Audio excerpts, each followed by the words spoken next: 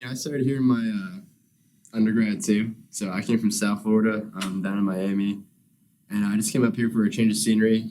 I see a different part of Florida. Kind of move out of the city and see like a more relaxed type of environment. And then once I graduated, I took a year off of school. Was not a big fan of it. I love learning. I love being educated. So I felt inclined to go back and get my master's, and I have no regrets about it at all. Since I started my graduate program, it's been a lot more inclusive.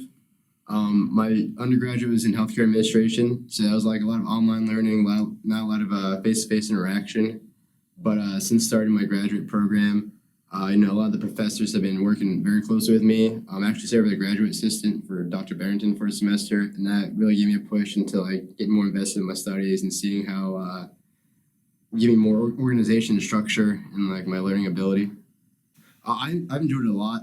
I came into it not expecting a whole lot. I thought I was gonna be more of a kind of like an errand boy, but I got pretty inclusive with the class. I graded discussions and assignments. Was able to give feedback to students and see how on their end they interpret feedback and what they're looking for in their assignments, and then vice versa, what the instructor expects from their assignments and how that collaboration comes together. Essentially, this degree, I just want to cover as much areas of health as I can and just promote all kinds of behaviors to live a healthy lifestyle. And I think the more I get into my graduate programs and my courses, I learn more techniques. I learn different areas and like different internal and external factors that influence health, and like how every little thing in our decision making pretty much dictates how we take care of our bodies and our minds, and how that comes to fruition as we grow up. What I like about my graduate courses is a lot of variety. So a lot of it was like research procedures, like drafting up IRBs and submitting data for studies and getting approved for those studies, and examining what variables, like what can we do, what can't we do, what permissions we need, who we'd like for our studies, like what kind of variables we're measuring and what we're looking for whenever we conduct these studies.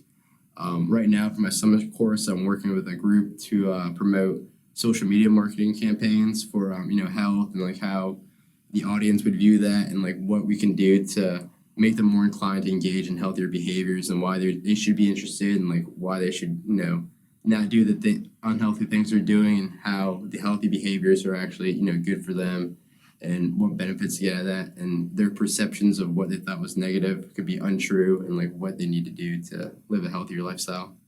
One of the biggest perks of being a graduate, as I've learned, is that you get your own little corral in the library, like the little private study area. So since I found that out, I've never been out. I never used the library more in my 4 years of undergrad than I have in a 1 year of graduate school. So that's very nice. I like having that little corner to myself, and I have all my studies organized and all that. One thing I did with my undergrad that I associated with my graduate studies is that I felt like it needed to be the same thing. Just do what you think you love, and learn what you want to learn.